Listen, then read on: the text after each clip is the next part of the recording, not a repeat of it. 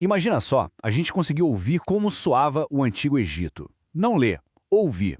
Pois é, hoje vamos mergulhar numa história inacreditável e bem controversa sobre uma tentativa de fazer exatamente isso, recuperar a voz perdida dos faraós através de um arquivo psíquico de quase 100 anos.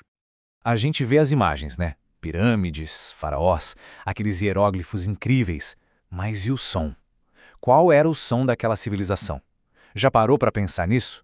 Não só ler o que eles escreveram, mas ouvir. Ouvir a voz de um sacerdote de 3.000 anos atrás. Essa é a grande questão, o mistério que ecoa através do tempo. Então, aqui é que o negócio complica. A escrita, beleza, a gente decifrou. A pedra de Roseta foi a chave, né? A gente sabe o que os símbolos querem dizer. Mas e a língua falada? A pronúncia, o sotaque, o ritmo, tudo isso se perdeu. Virou um silêncio que já dura milênios. Só que a tentativa de quebrar esse silêncio todo não começou com paz e escovas no Egito, não. Longe disso. A nossa história dá um salto no tempo e no espaço e a gente vai parar num lugar totalmente diferente. Londres, na década de 1920. Uma cidade que, naquela época, estava completamente mergulhada no espiritualismo, no oculto.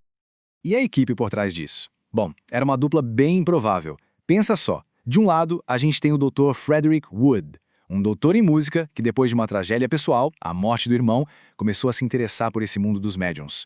Do outro lado, uma jovem musicista, a Rosemary, que não tinha interesse nenhum nessas coisas. Até que, do nada, a mão dela começou a escrever sozinha, mensagens que não eram dela.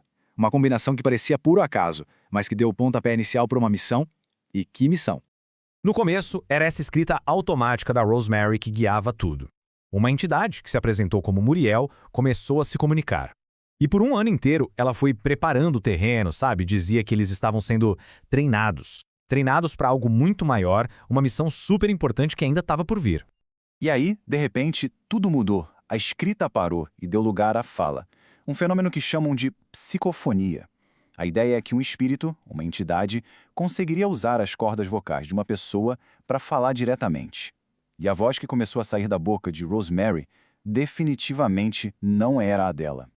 E foi aí que uma nova presença se manifestou com essa frase forte. Uma presença que parecia, sei lá, muito mais poderosa, mais séria. Ela não chegou pedindo que acreditassem nela e pronto. Pelo contrário, ela pediu para ser testada. Julgada não por quem ela dizia ser, mas pelo que ela faria. Uma entrada de cena e tanto para quem ia virar o centro de toda essa história.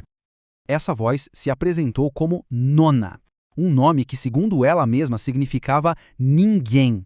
E ela dizia-se o espírito de uma mulher egípcia da 18ª dinastia. Para ter uma ideia, essa foi a era de ouro do Egito, de faraós super famosos como Amenhotep III e o grande reformador Akhenaton. Pronto. A ponte entre a Londres dos anos 20 e o Egito antigo estava construída. E a partir daí, a história que essa voz começou a contar era, nossa, de um detalhe de uma tragédia impressionantes. Um verdadeiro mergulho na vida da corte de um faraó. Então, essa nona revelou que seu nome verdadeiro era Telika. Ela era uma princesa da Babilônia que foi enviada para o Egito para se casar com ninguém menos que o faraó Amenhotep III. Só que ela não era a esposa principal, sabe? Era uma das várias rainhas de um harém gigantesco e, bem, complicado. E foi justamente ali, no meio das intrigas do palácio, que o destino dela foi traçado. A história que ela contou é de tirar o fôlego. A Telika disse que descobriu uma conspiração, um complô liderado pelo astrólogo da corte para matar o próprio faraó. Ela correu para avisar o marido, mas ele não acreditou.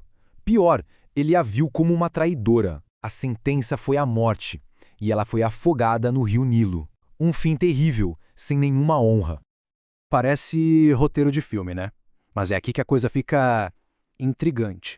Porque, claro, a história se baseia em provas físicas, em arqueologia.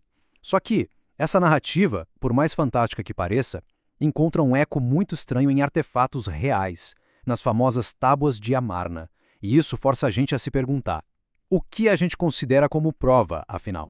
E olha só que impressionante. Uma dessas tábuas de argila é uma carta de verdade, do rei da Babilônia para o faraó Amenhotep III.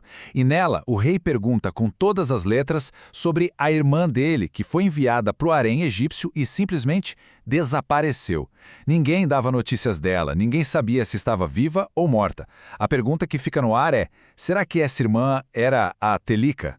Mas a história da Nona não aconteceu num momento qualquer. Pelo contrário, ela se passa exatamente na véspera de uma das maiores reviravoltas religiosas de todos os tempos. Ela viveu e, tragicamente, morreu. Um pouquinho antes do filho de Amenhotep III assumir o trono. Esse filho se tornaria o famoso Akhenaton, o faraó que virou o Egito de cabeça para baixo. Então a tragédia pessoal dela aconteceu bem no epicentro de uma tempestade histórica que estava prestes a explodir. E qual foi a grande mudança? Basicamente, o Akhenaton tentou jogar fora todos os deuses egípcios, especialmente o mais poderoso de todos, Amon, e colocar um único deus no lugar, Aton, representado pelo disco do sol. Foi um choque. Ele acabou com um sacerdócio que era riquíssimo e superpoderoso e disse: agora o único que fala com Deus sou eu, o faraó. Uma mudança, nossa, radical. Só que essa revolução não vingou. Assim que Akhenaton morreu, os sacerdotes de Amon voltaram com tudo e com sede de vingança. Eles fizeram um esforço gigantesco para apagar qualquer vestígio do faraó herege. O nome dele foi raspado dos monumentos, a cidade que ele construiu foi abandonada. É por isso que esse período é uma espécie de quebra-cabeça para a história, com um monte de peças faltando. E tudo isso nos traz de volta ao ponto principal. A grande ideia por trás de todo este projeto do Dr. Wood com a Rosemary. A teoria que eles queriam testar, no fim das contas. Porque, veja bem, o objetivo final não era só ouvir a história triste de uma rainha. Era muito maior que isso. A ideia era usar a voz de Nona, que supostamente falava a língua do Egito Antigo, para provar uma teoria bem radical sobre como a história fica guardada. Era um desafio direto à ideia de que a história só existe em pedra e papiro, em coisas que a gente pode tocar. E essa é a grande tese do livro que foi escrito sobre o caso, a de que os arquivos mais confiáveis da história não são feitos de pedra ou de papiro, mas sim são aqueles guardados na nossa própria psique. A ideia de que, enquanto tudo que é físico se desgasta e vira pó, as experiências que foram vividas ficam gravadas para sempre, em algum lugar. E no final, a gente fica com essa pergunta que dá um nó na cabeça. Não importa muito se a pessoa acredita ou não de onde vinha a voz de Nona. O que importa é que essa história toda nos obriga a pensar numa possibilidade, assim, vertiginosa.